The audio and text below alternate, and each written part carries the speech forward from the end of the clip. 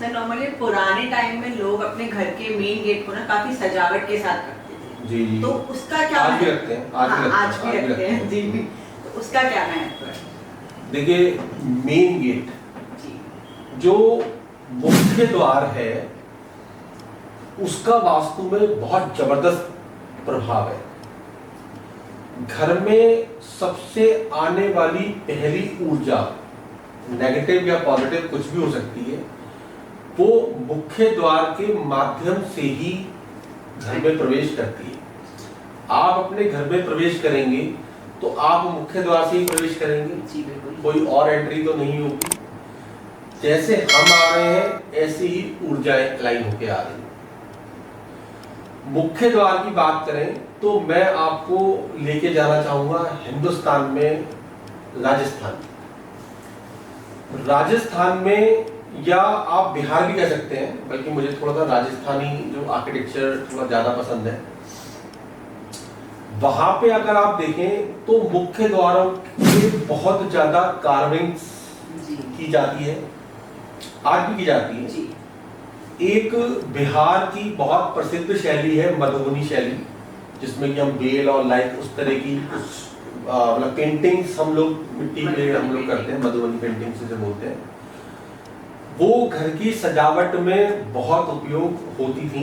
आजकल थोड़ा flat culture या कुछ अल्ट्रा मॉडर्न मटेरियल्स के आने के कारण वो काफी कम हो गया है, लेकिन जो वो कल्चर वास्तु में है, मुख्य द्वार किसी भी दिशा में हो, मैं अभी नेगेटिव डायरेक्शंस या पॉजिटिव डायरेक्शंस की बात ही नहीं कर रहा, मुख्य द्वार किसी भी दिशा में हो, आप उसको पूरा सजा धजा के रखिए, पूरा वेल डेकोरेट करके रखिए, दोनों तीनों तरफ से आप कार्विंग करा के रखिए, अच्छा सा एक बंधन बार यूज करके रखिए, तो पॉजिटिव वाइब्रेशन ऑटोमेटिकली घर में एंटर ही करेंगी।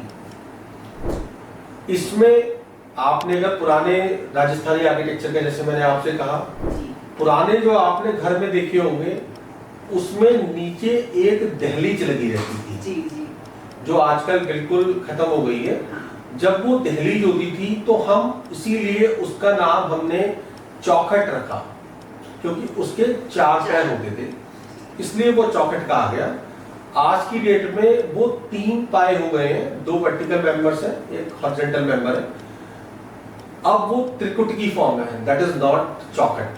अगर आर्किटेक्चर हम लोग उसकी बात करें, वो जो दहलीज लगाई जाती थी उसके इतने ज्यादा इंपॉर्टेंस होते थे, वो बेसिकली नेगेटिव जो एनर्जीज थी उनका कटर का काम करती थी। आप जब उस दहलीज को लांग कर जाते थे तो जो आपके साथ नेगेटिव वाइब्स, जो आप पूरे दिन में आपने डिफरेंट प्लेसेस पे आप गए, ऑफिस में गए, अलग अलग लोगों से मिले, वो सारी नेगेटिव एनर्जी आप घर के बाहर ही छोड़कर जाएंगे अगर आपके घर में एक दहलीज मेंटेन है तो। इतने ज्यादा इंपॉर्टेंस उस दहलीज के रहे हैं। साथ ही आपने कई बार आपने सुना होगा कि हम चांदी की तार डलवा देते हैं, कॉपर की तार डलवा देते हैं। कुछ पुराने महलों में या कुछ पुराने जो हिस्टोरिकल प्लेसेस हैं उसमें आपने देखा होगा कि साइडों में कुछ सिक्के लगे रहते हैं, ताजमहल में भी लगे हुए हैं इनफैक्ट, ठीक है ना। ताजमहल में भी एक दहलीज बनी हुई है, उसका basically Mughal architecture, Rajasthani architecture, Indian architecture से कोई लेना देना नहीं है। वो एक वास्तु का इतना इंपॉर्टेंट पार्ट है, वो दहलीज जो है बैरिकेडिंग का काम करती है, उसका किसी भी धर्म से कोई लेना देना नहीं है, वो बेसिकली एनर्जी कटर है। साथ ही जो उसकी सजावट, आज वो सजावट का जो दौर है मुख्य द्वार पर, वो केवल त्योहारों तक सीमित रह गया है। हम लोग दिवाली पे तमाम फ्लावर्स की डेकोरेशंस करते हैं, बंधन बार लगाते हैं और लाइट्स लगाते हैं, सब कुछ एक ही दिन करते हैं। जब आपका घर लगातार सजा धजा आपका मुख्य द्वार रहेगा तो क्या आपको लक्ष्मी जी की आवश्यकता, या उनको घर में आप केवल दिवाली पे ही प्रवेश कराना चाहते हैं? हर जो निवासी ये कहेगा कि लक्ष्मी जी का वास मेरे घर में हमेशा रहे। आप अपने मुख्य द्वार को जितना सजा के रखेंगे उतना माँ लक्ष्मी आपके घर में पॉजिटिव एनर्जी के साथ रहेंगी और उस घर में खुशहाली डेफिनेटली रहेगी।